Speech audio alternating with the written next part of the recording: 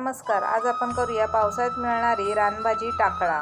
टाकळ्याची ही भाजी स्वच्छ निवडून घेतलेली आहे. त्यानंतर 2-3 पाण्याने धुवून घेऊन आपल्याला अशा पद्धतीने झाकण ठेवून 2-3 उकळ्या येईपर्यंत पाण्यामध्ये उकडवून घ्यायचे आहे. त्यानंतर आपल्याला यातील सर्व पाणी गाळणीने काढून टाकायचं आहे आणि अशा पद्धतीने आपल्याला सर्व भाजी ही पिळून घ्यायची आहे.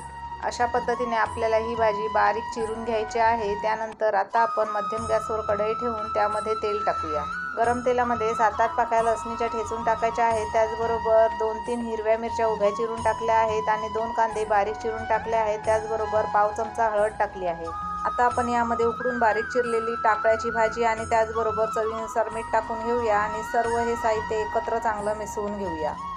आता आपण यामध्ये खोवलेले ओले खोबरे टाकूया आणि थोडा वेळ अशाच पद्धतीने एकत्र चांगलं मिसळून परतवून घेऊया. अशी ही अत्यंत गुणकारी असणारी फक्त पावसाळ्यात मिळणारी टाकळ्याची भाजी नक्की एकदा करून पहा.